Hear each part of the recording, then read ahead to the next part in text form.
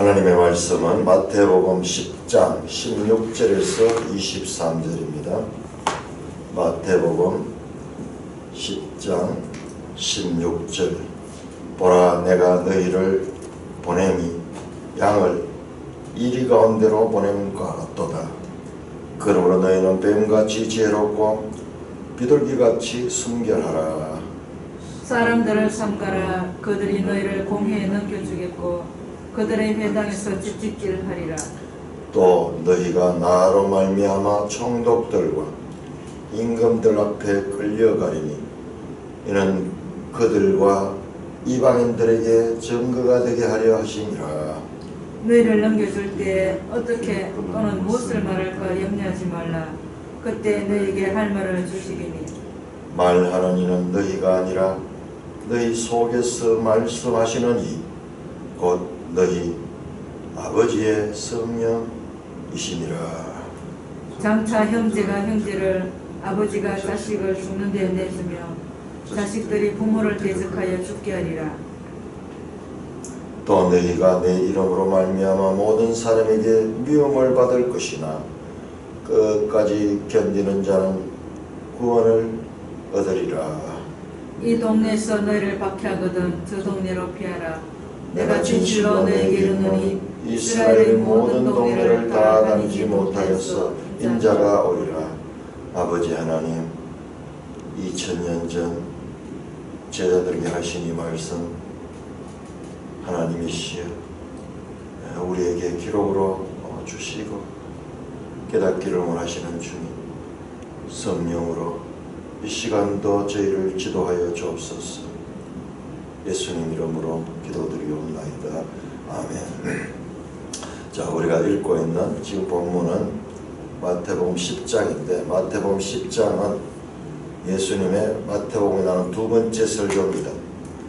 제자도에 관한 설교. 그 대상은 12제자입니다. 12제자를 세상으로 파송하시면서 그들에게 주시는 설교 말씀입니다. 마태복음에는 예수님의 설교가 5개가 나옵니다. 나중에 한번 정리해 보겠습니다만 먼저 이제 2개 나오죠. 산상수훈 5장에서 7장까지 산상수훈, 그리고 10장에는 제자도 설교. 이렇게 5가지의 예수님의 교훈을 담은 설교. 교훈이라는 말이 토라예요. 토라. 놀랍게도 모세 오경과 같은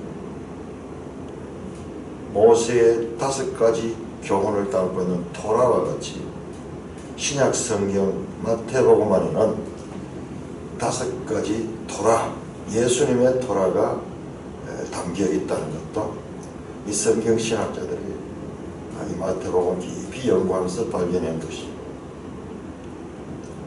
신약 성경 짧고 그 다음에 기록 연대도 불과 100년도 채 되지 못하고 구약 성경은 2000년 이상 기간과 전 세계적인 그와 같은 이 공간과 시간을 배경으로 하고 있지만 이 신약 성경 속에는 구약 성경의 그 내용들보다도 더 많은 내용들이 압축되어 있다. 예수님이 귀신을 쫓아내고 병자를 나속하는 이 사건들은 구약의 그 제국과 제국의 전쟁보다도 더 큰 그와 같은 영적인 전쟁을 하시는 것이다. 우주적인 이 세상의 신 마귀의 세력과 하나님의 나라를 가지고 오신 분이고 하나님 나라의 왕권을 가지고 오신 그 주권자가 권세를 가지고 그 세상 권세를 파괴시키기 시작하는 그와 같은 구속사의 우주적 드라마를 담고 있는 내용이 복음서다. 1세기 당대, 자, 우리 배경을 잘 생각해. 오늘 이것을 우리는 성경을 읽으면서 이 시대 구분을 모르기 때문에 모든 것을 자기한테 그대로 적용하면서, 그래서 이 좋은 면도 있어요. 그렇게 해서 이 성경이 오늘날 내게 주는 말씀으로 받아들이는 그와 같은 좋은 면도 있지만은, 그렇게 함으로 말미암아서 오해하는 부분도 많이 나옵니다. 항상 성경을 읽을 때는 우리가 시대 배경, 이 말씀이 지금 누구에게 주시고 있는가? 12제자에게 주시는 말씀이고, 12제자는 이제 앞으로 세상에 기독교라는 그 이 교회가 세워지게 되는 그와 같은 초석을 놓은 사람들입니다. 그리고 이 배경은 지금 유대인들 수천 년 내려오는 그와 같은 그들의 이 종교적인 전통으로 똘똘 뭉쳐져 있는 그 세상의 독특한 민족, 그 유대인들의 이 살고 있는 그 시대 배경 가운데, 그 환경 가운데 이제 기독교가 처음 출발하는 그때에 주어진 말씀이라는 것을 우리가 염두에 두고 이 본문을 대해야 될 것입니다. 16절입니다. 내가 너희를 보내니, 자, 보낸다, 아포스텔로, 여기에서 사도라는 말이 나옵니다. 사도는 아포스텔로스.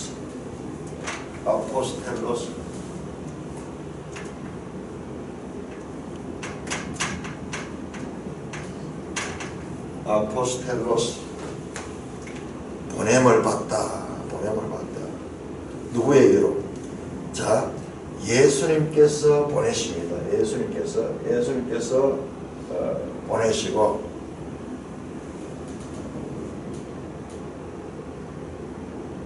그래서 예수님의 파송을 받은 자입니다. 그래서 이건 역사 가운데서 유일한 이 12 이 제자들에게 적용되는 것입니다. 이 예수님께서 나중에는요, 다시 부활하시고 십자가 죽으시고 부활하시고 성천하시고 보좌 우편하시고 또 보내는데 뭐냐? 또 아포스텔로 하는데 그게 뭐냐? 성령을 보내십니다.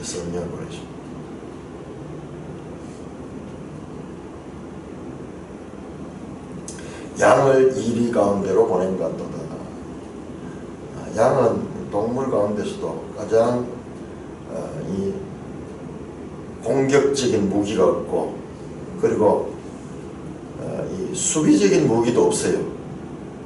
이 사슴이나 뭐 이런 것들은 공격은 약해도 그렇죠, 빨리 달릴 수 있는 발이 있는데, 이 양은 공격적인 무기도 없고 속도도 낼 수 없어요. 넘어지면 잘 일어나지도 못한다.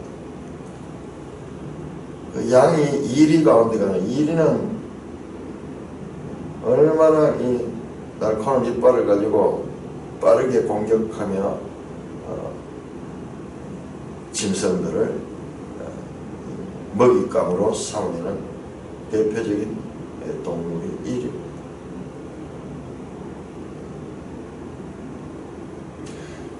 이 세상은 이리 때와 같은 그런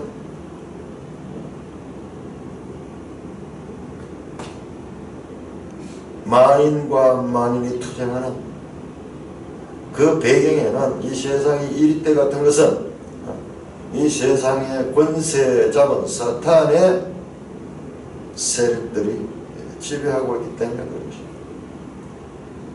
그러므로 너희는 뱀같이 지혜롭고 비둘기같이 순결하라. 자, 뱀같이 지혜롭다, 이 말이 좀 걸리지 않습니까? 뱀은 사탄의 상징인데, 사려 깊게 지혜롭게, 그러면서도 순결하게, 비둘기같이 순결하게, 그렇게 처신을 해야 될 것을 가리킵니다.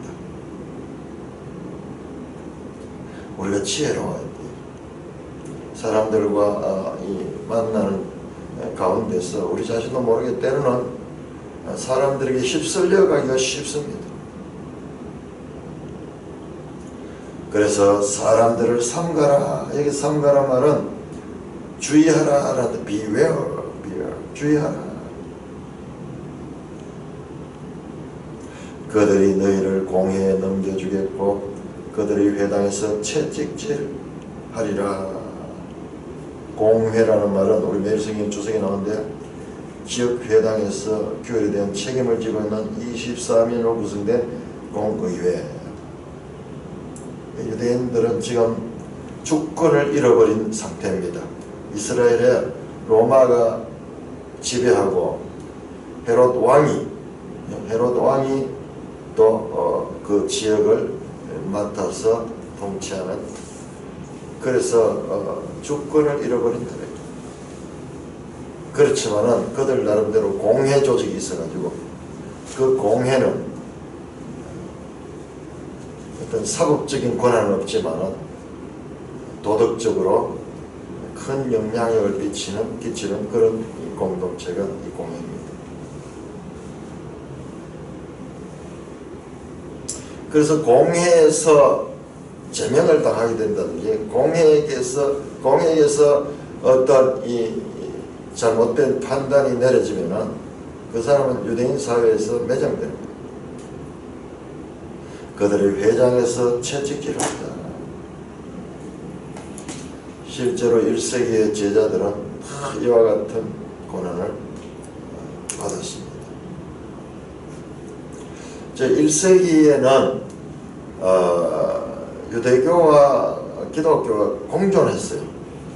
공존했는데 이제 점점점 이 복음의 내용이 뚜렷해지면서 유대교는 기독교를 가장 박해하는 그와 같은 이 대상이 되었습니다. 율법 파괴자로 그렇게 그들은 유대인들로부터 심판의 대상이 되었습니다. 또 너희가 나로 말미암아 총독들과 임금들 앞에 끌려가니 이는 그들과 이방인들에게 증거가 되게 하려 하심이라.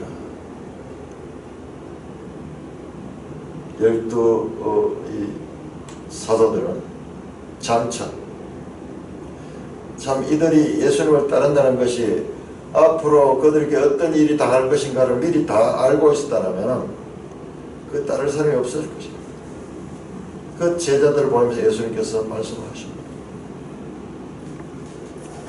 총독들과 임금들 앞에 끌려갈 것이다.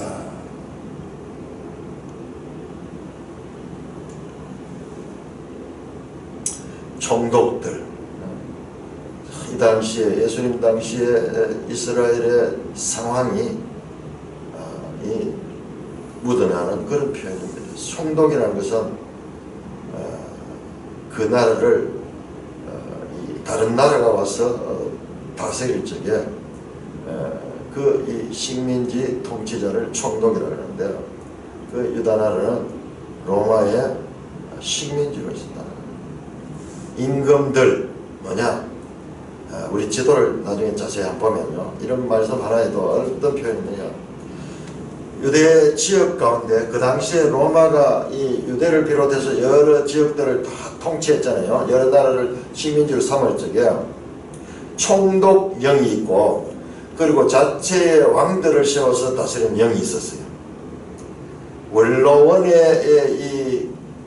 원로원이 또 다스리는 그런 부분도 있고, 그래서 그 자치적으로 다스릴 수 있는 그런 지역도 있고, 그리고 총독들을 파송해서 다스리는 그런 지역도 있습니다. 그러니까 우리 이 사도행전 보면은 아그리파 왕이 나오고, 그 다음에 이 총독들, 베스도 총독이라든지 벨릭스 총독이라든지 이런 총독들이 나와가지고 서로 회의하는 장면이 나오고, 우리 그 복음서에도 마태복음에서도 헤롯과 빌라도가 회의하는 장면. 빌라도는 총독이고 헤롯은 이 왕으로서 통치하는 자치 이 정부를 가지고 있는 그런 총독입니다. 그런 왕이죠. 그 1세기 당시의 그 상황을 엿볼 수 있는 말씀입니다. 자, 그런데 끌려가서 신문을 당하게 되고 거기서 재판도 받게 될 것이지만, 그러나 그것이 뭐냐? 이는 그들과 이방인들에게 증거가 되게 하심이라. 그 신문 받고 재판 받는 과정들이 바로 복음 전파에 아주 중요한 그와 같은 계기가 될 것이며, 그로 말미암아 이방인들에게도 증거가 될 것이라. 우리 어제 봤잖아요. 이 제자도 설교를 처음 시작하면서 이방인에 가지 말고 오직 이 이스라엘에만 가라. 자, 그 이스라엘을 통해서 이방인들에게도 증거가 되게 한다. 먼저 우선순위가 무엇인가, 그리고 차선이 무엇인가지 이방인들을 배제한 것이 아닙니다. 바울은 문자적으로 총독 앞에서 신문을 받으면서 거기에 변론하는 것 같은 기회를 얻어가지고 이 설교를 하게 되는 내용을 사도행전은 자세히 담고 있습니다. 공식적으로 그들의 집권자들 앞에서 복음을 전파하는 기회를 얻게 되는 것을 보게 됩니다.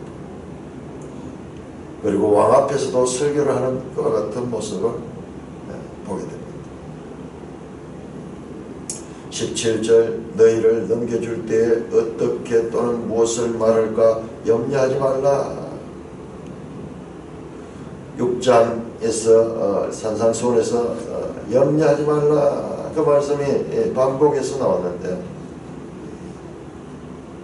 이게 염려가 불신에서 오는 거기 때문에 이 반대로 말하면 믿음으로 나아가라. 어떻게 또는 무엇을 말할까 염려하지 말라. 그때 너에게 할 말을 줄 것이다. 너희가 어떻게 말할 것이며 무엇을 말할 것인가를 하나님께서 주신다는 말입니다. 그때 너희를 통하여 말하는 이는 너희가 아니고 너희 속에서 말씀하시는 이 곧 너희 아버지의 성령이시니라. 이야, 놀라. 성령이 너희를 통하여 말씀하실 것이다. 너희는 도구가 되니까는 도구는 사용하는 이에 맡겨지는 것이다.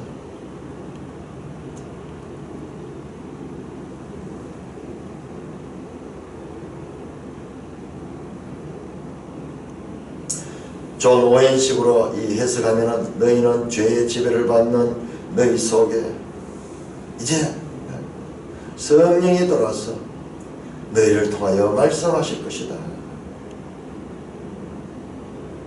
너희 감정과 너희 본능과 너희의 충동을 통하여 대항하지 말고 그냥 너희를 죽여버리라. 그러면은 너희 속에서 성령께서 말씀하실 것이다. 자, 이 부분도 이제 성령, 내주하는 성령에 대한 첫 말씀이 여기서 나옵니다. 구하라 그리하면 주실 것이요. 그러면서 구하는 자에게 아버지가 좋은 것을 주시지 않겠느냐. 마태복음 7장 산상수훈 마지막 부분에서 그 좋은 것이 우리가 누가복음을 통해서 보니까 바로 성령을 말하는 것이라는 것을 우리가 봤는데, 그 마태복음에서는 구체적으로 내주하시는 성령, 너희를 통해서 말씀하시는 성령에 대한 첫 표현이 여기에서 나타나고 있습니다. 자, 이것도 우리가 요한복음과 연결해서 생각해보면 요한복음에는 14장에서 16장까지 예수님의 마지막 설교가 나오는데 유명한 다락방 설교죠. 다락방 설교. 첫 설교는 지금 산상 설교였고 마태복음에 나왔고, 공생의 마지막 설교는 다락방 설교. 다락방 설교의 주제가 성령입니다. 그러나 여기에서는 아직까지 성령의 역사하심만 말하고 있고, 그 다락방 설교에 가서 비로소 성령이 누구시며 왜 오시며 어떻게 일하실 것이며 그리고 그 시대가 어떻게 열릴 것인가를 전체적으로 설명하시는 부분이죠. 그 다락방 설교의 이 DNA가 지금 이 제자도 설교에서 지금 나타나고 있습니다. 장차 형제가 형제를 아버지가 자식을 죽는 데 내주며 자식이 부모를 대적하여 죽게 하리라. 또 너희가 내 이름으로 말미암아 모든 사람에게 미움을 받을 것이니 끝까지 견디는 자는 구원을 얻으리라. 이 동네에서 너희를 박해하거든 저 동네로 피하라. 내가 진실로 너희를 이르니 이스라엘의 모든 동네를 다 다니지 못하여 인자가 오리라. 자, 이 제자들이 복음을 전파할 때 여러 가지 인간적이고 그리고 세상적인 관계에 있어서 관계가 파괴되고 오히려 이 가까운 가족들로부터 많은 핍박을 당하게 될 것을 말씀합니다.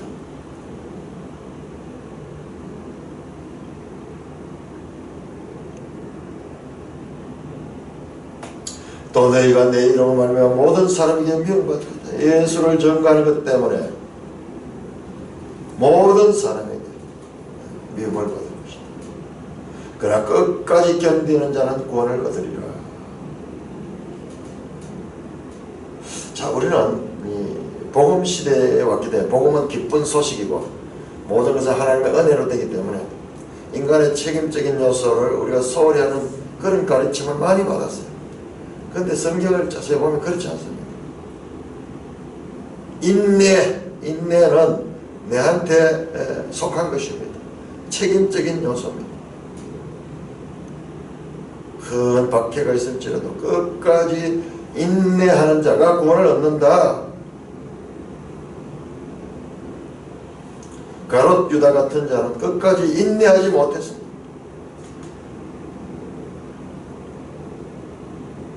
이 동네에서 너희를 박해하거든 저 동네로 피하라.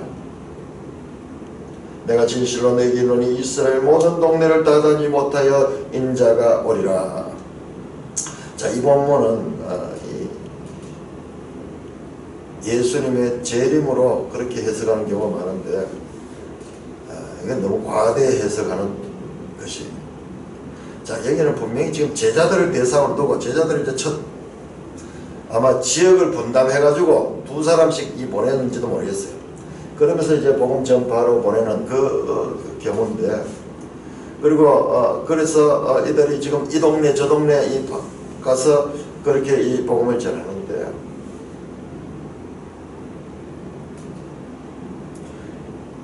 이것은 몇 개월이라든지 몇 주 후에 다시 만나게 될 것을 말씀하고 있는 것으로 볼 수 있습니다. 이 본문을 해석하는데 뭐 여러 가지 해석이 있습니다. 한 7, 8가지 있는데 너무 과대한 해석이 인자가 오리라 그러는 거는 재림을 이야기한다고 그렇게 이야기하는데, 지금 이것은 그 당시 지금 현재 이 말씀하시는 그 당시의 상황을 생각하면 될 것입니다. 핍박에는 가족도 혈육도 없습니다. 이는 신앙이 외적인 혈통관계를 뛰어넘는 근본적인 문제임을 의미합니다. 하나님의 자녀들과 세상의 자녀들 사이의 대립과 갈등은 심오하고 근원적인 것이어서 가족관계를 흔들 수도 있습니다.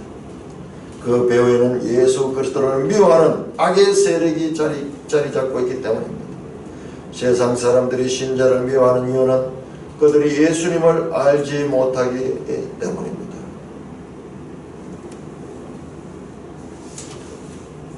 10장 24절에서 33절 교독하겠습니다. 10장 24절.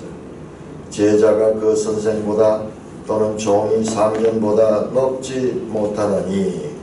제자가 그 선생 같고 종이 그 상전 같으면 족하도다.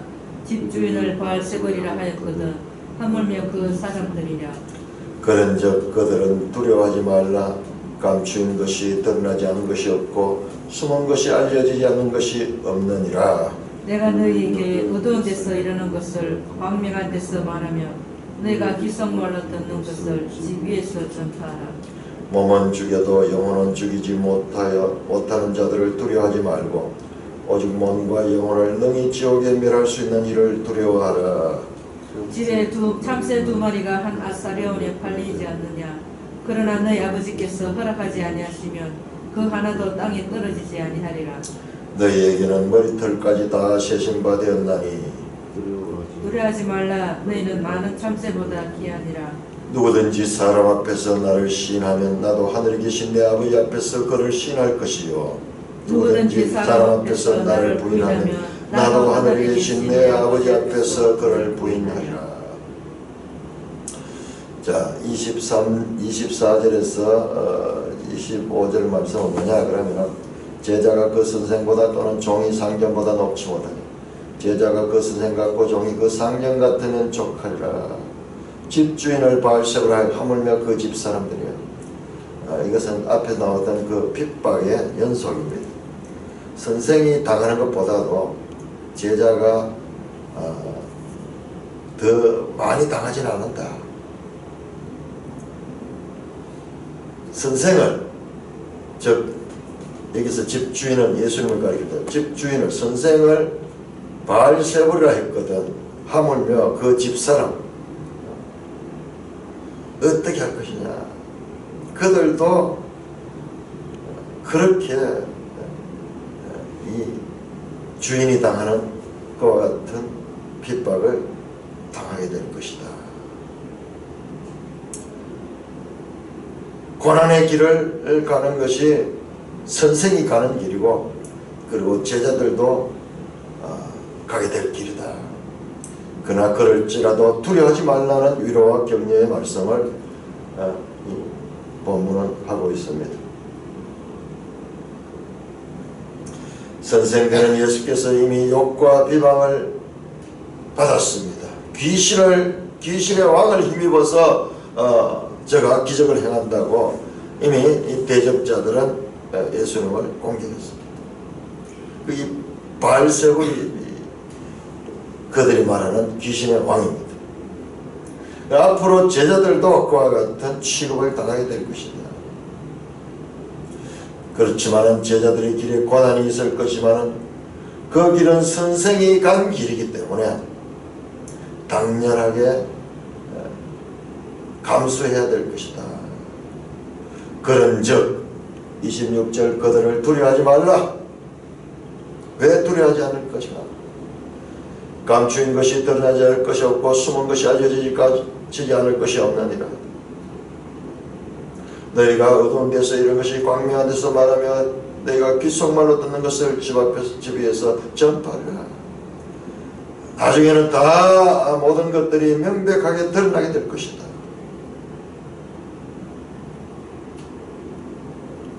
(26절) (27절은) 이 숨어서 한 것들이 나중에 드러나게 될 것이다.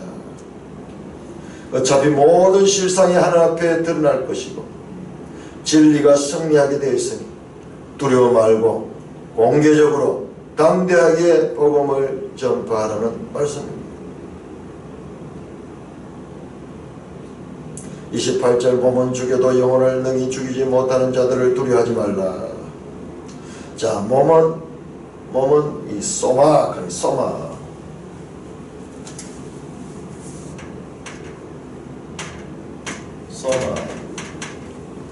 그 다음에 영혼은 여기서 퍼시케.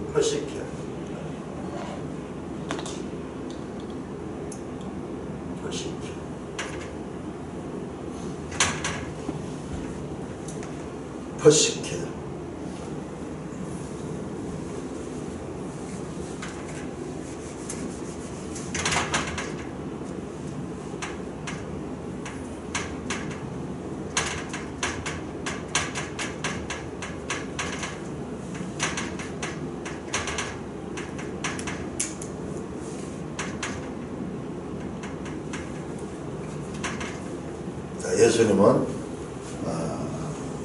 몸과 영혼을 구분해서 말합니다. 몸은 죽여도 영혼은 능히 죽이지 못하는 자들을 두려워하지 마라. 오직 몸과 영혼을 능히 지옥에 멸하시는 이를 두려워하라. 몸과 영혼의 구별을 말씀합니다. 인간은 단지 살과 피로 이루어진 몸만 있는 것이 아니라 몸이 죽어도 영원히 존속하는 영혼이 있다는 말씀입니다. 영혼은 육체에 속하지 않으면서도 육체를 지배하고 통솔하는 영적인 실체다.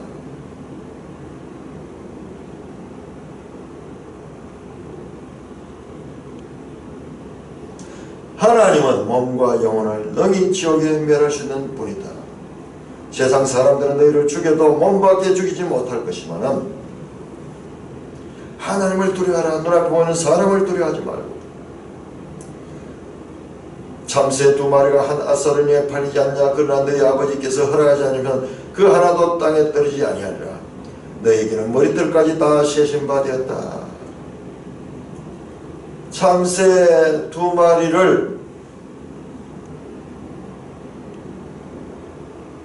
가장 어떤 생명체 가운데서 이 흔하고 그리고 작게 보이는 참새 2마리가 그 팔릴 때도 가치를 따라가지고 그렇게 하는데 하물며 너희에게나 보자. 너희도 하나님께서 너희 머리털까지 다 세신 바 되었다. 너희 이 제자들의 이 가치 하나님께서 너희를 귀하게 생각한다.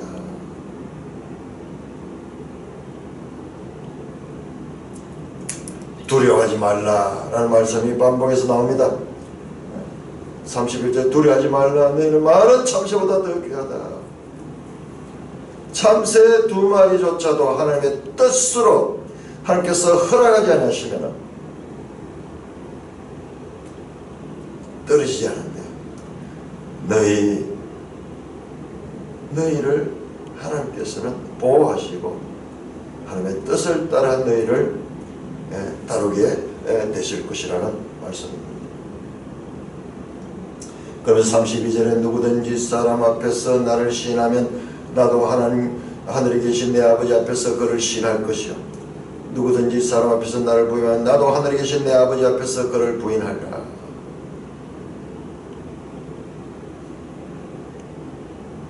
사람 앞에서 내 아버지 앞에서 하늘에 계신 내 아버지 앞에서 대조가 됩니다. 사람 앞에 시인하는 자는 예수님께서 하늘에 계신 내 아버지 앞에서 그를 시인할 것이다. 시인한다는 것은 단순히 그렇다고 말하는 정도가 아니라 공개적으로 고백하는 것을 말합니다. 사람 앞에서 예수님을 시인하는 것은 우리의 영원한 운명을 결정지을 만큼 중요합니다. 사람들 앞에서 예수 그리스도를 공개적으로 고백하며 그 예수 그리스도를 시인하는 그 제자들을 예수님께서는 하늘 앞에서 시인할 것이다. 그와 같은 말씀으로 제자들을 격려하고 있습니다. 이게요, 예수님께서는 마지막 심판 때요, 심판 때 다 우리를 판단합니다. 그때 사람들 앞에서 주님을 시인하고 사람들 앞에 주님을 전파한 자들에게는 비록 죄가 있을지라도 예수님께서 그를 인정해주면 그는 영생의 삶으로 들어가게 되는 그와 같은 하늘의 판단을 받게 될 것입니다. 10장 34절에서 42절까지 교도하겠습니다. 10장 34절 내가 세상에 화평을 주러 온 줄로 생각하지 말라. 화평이 아니요 금을 주러 왔노라.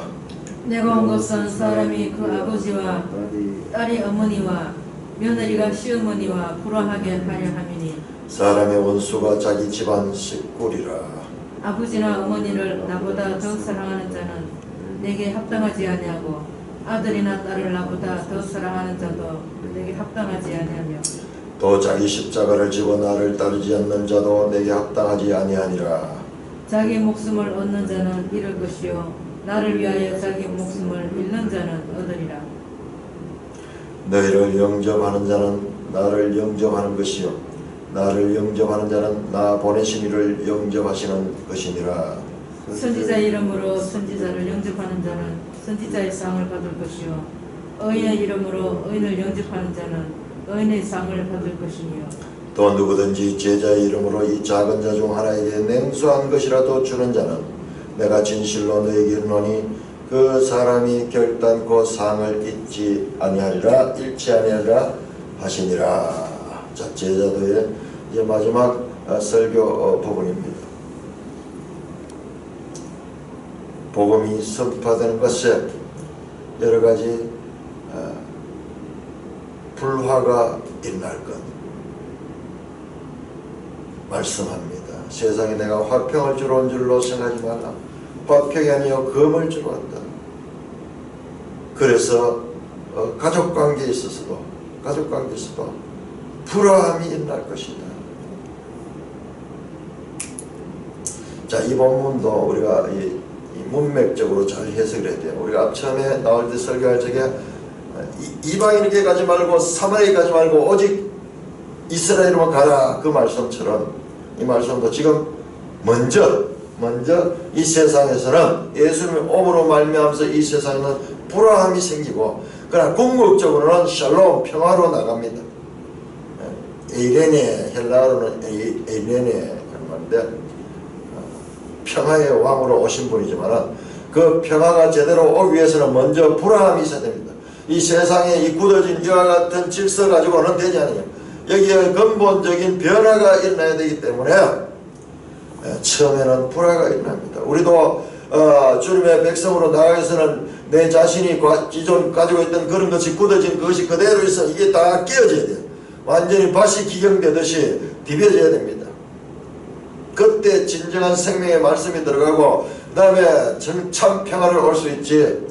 이 기경되지 아니하고 고난을 통해서 깨어지지 아니하는 그 자아에는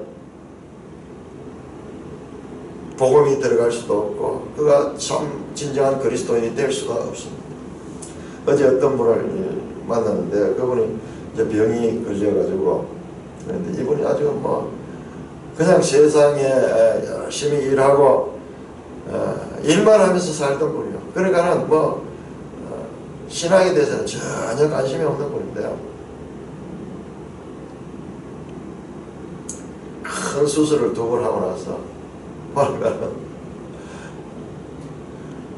그분이 얼굴이 오히려 좋아졌더라고요. 그래서 그 부인이 하는 말이 아주 기가 막히는데요. 내가 누군데 하는 게 다 빠져나갔다는 거죠. 건강 때문에 몸이 그야말로 큰 수술을 2번 하고 난 뒤에 과거에 그가 가지고 있던 자기중심적이고 세상적이고 이 그런 것들이 다 빠져나가면서 평안한 모습을 가지고 육체가 산산조각이 나면서 수술하면 이거 째가지고 막 드러내고 그런 이 과정을 거치면서 비록 육체는 많이 상했지만은 그러나 그 영혼은 제자리를 잡은 것 같아요. 내가 누군데 그런 게 다 빠져나갔다. 얼굴이 편안한 모습. 어제 2군데 이제 신방을 했는데 또 한 분은 연세가 많으시고 그리고 늘 막 버럭과함을 지르면서 이 사람들 모인 데서도 참 시한폭탄같이 언제 터질지 모르는 그와 같은 사람인데요. 아니 그분이요 제가 기도를 했는데 눈물 콧물을 흘리면서 그 연세가 70대 중반이 됐는데 그렇게 울더라고요. 우리가 사람을 대할 때 그 속을 들다 봐야 돼요. 나도 깜짝 놀랐어요. 기도한들 뭐 거기 마음에 들어가기나 했는가 들어가기나 하겠는가 이러시는데 눈물 콧물 흘리면서 어린아이 같더라고요. 어린아이 같더라고요. 자기 몸이 약해지고 이러니까 오히려 영적으로는 살아나는 것 같다. 그와 같은 모습을 보게 됩니다. 그래서 먼저는 파괴가 있다. 파괴가 있다. 깨뜨리지 않고는 재건할 수가 없습니다. 기존 육적인 질서가 깨뜨려집니다. 어머니 아버지에게 다 그들의 말씀을 순종하면서 주님을 따를 수는 없습니다. 그래서 그런 관계가 깨어질 수도 있습니다. 가장 그들을 박해하고 그들을 주님의 길로 못 가게 할 사람들은 자기 집안 식구들.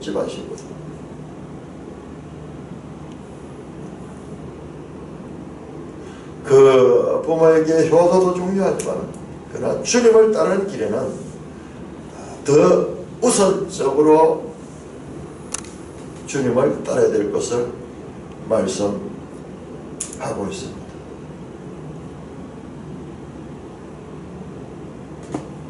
그 앞에서 나온데 그 제자 가운데 아버지의 장례를 치르고 내가 따르겠습니다 하던 자처럼 세상의 관계를 우선하며 하나님과의 관계를 차선으로 미루는 그와 같은 일을 하지 말 것을 일관되게 말씀합니다. 아버지나 어머니를 나보다 더 사랑하는 자는 내게 합당하지 아니하고 아들이나 딸을 나보다 더 사랑하는 자도 내게 합당하지 아니하다. 요즘은요 아버지나 어머니를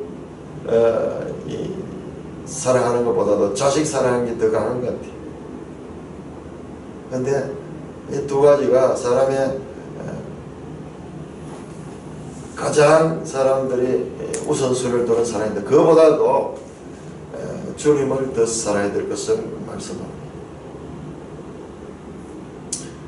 우선순위가 분명해야 될 것을 말씀합니다.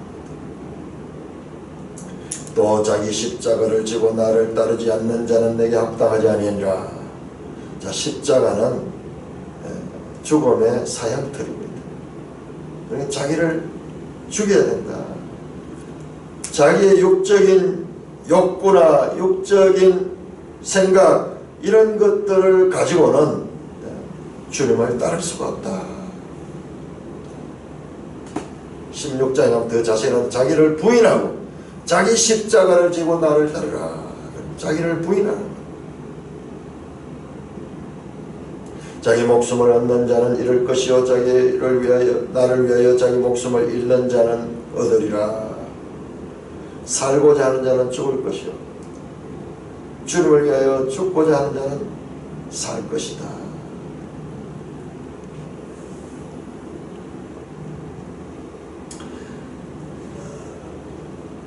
여기서 이 목숨 관계, 이 단어가 좀 퍼스케, 저게 또 사용돼. 앞에서는 우리 영혼이라고 나왔고, 이 목숨이라고 하는데, 퍼스케 같은 이 단어 원어를 쓰고 있습니다. 이 목숨과 대비해가지고요, 목숨과 대비해서 나중에 조예칸이나 조예도 역시 생명을 가리키는데, 조예는 영원한 생명으로 연결되는 그 생명을 말할 때는 조예라고 표현합니다. 프시케, 조예, 소마 뭐 이런 식으로 헬라에서 구별이 되어 있습니다. 이순신 장군이 하신 말씀과 예수님 말씀이 닮았어요. 이순신 장군이 살고자 하는 자는 죽을 것이요 죽고자 하는 자는 살 것이다. 세상의 일반 은총을 가지고도 생각하는 것이 주님의 가르침을 닮을 수도 있는 것을 보게 됩니다. 자, 그리고 마지막 제자들의 권위에 대해서 말씀합니다. 너희를 영접하는 자는 나를 영접하는 것이요 나를 영접하는 자는 나 보내신 이를 영접하는 것이라. 하나님과 예수님을 보내신 그 하나님.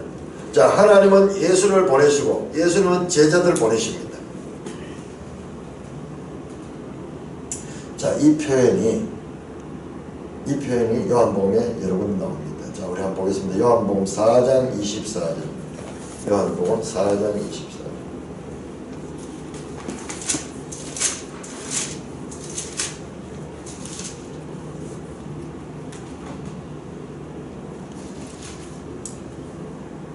요한복음 4장 34절. 4장 34절.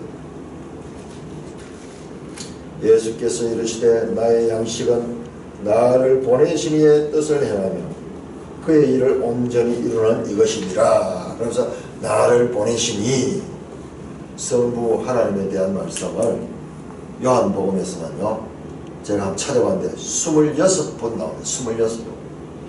나를 보내시니. 자, 이 관계, 성부 하나님은 예수 그리스도를 보내시고 예수 그리스도는 제자들을 보내고 있습니다. 제자들을 보내고 있습니다. 그러므로 예수님과 성부 하나님이 하나로 연결되고, 그리고 제자들과 예수님이 하나로 연결되며 서로 연합사상이 나타납니다. 너희를 영접하는 자는 나를 영접하는 것이고 나를 영접하는 자는 나를 보내시는 영접하는 것이다. 그러므로 너희들은 이와 같이 존귀한 존재고 너희가 하는 일들은 하늘에 속한 영원한 가치 있는 일이다. 선지자의 이름으로 선지자를 영접하는 자는 선지자의 상을 받을 것이요 의인의 이름으로 의인을 영접하는 자는 의인의 상을 받을 것이요 또 누구든지 제자의 이름으로 이 작은 자 중 하나에게 냉수 한 그릇을 주는 자는 내가 진실로 너희에게 이르노니 그 사람이 결단코 상을 잊지 않을 것이다.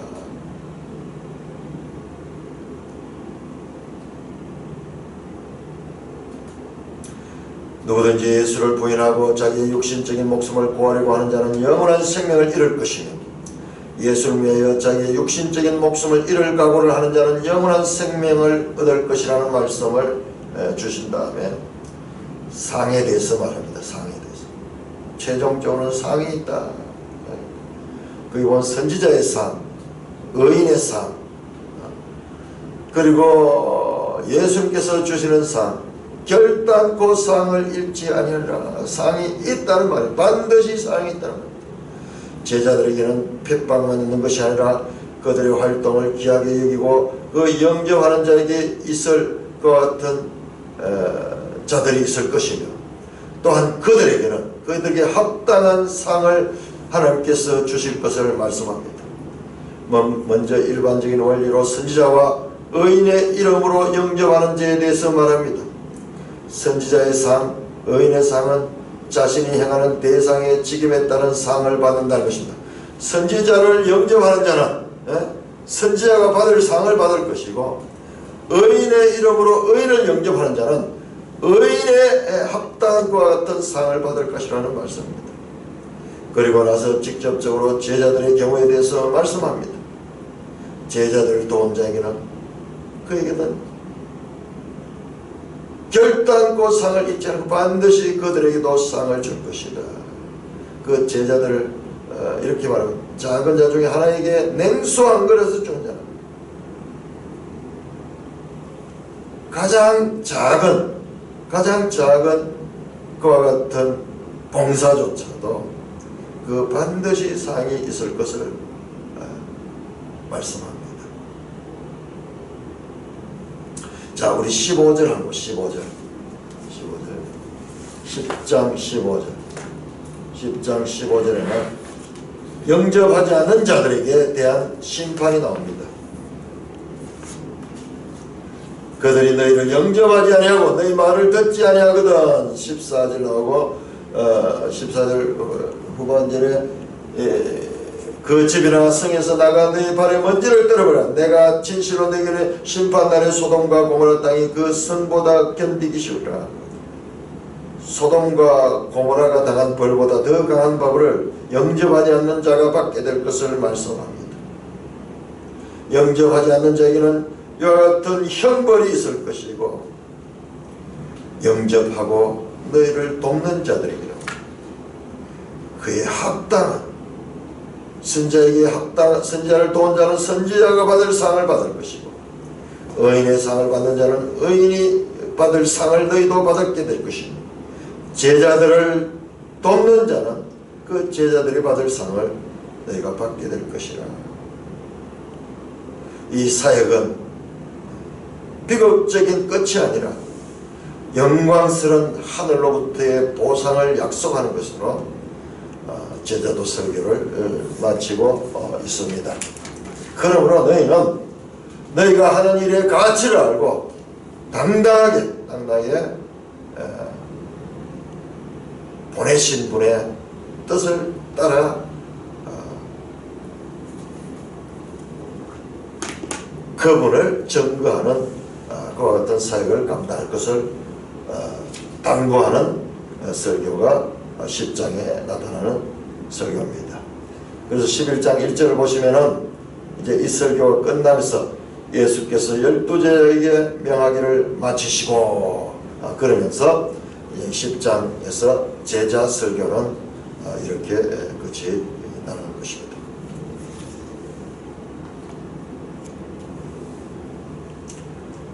찬송가 461장입니다. 461장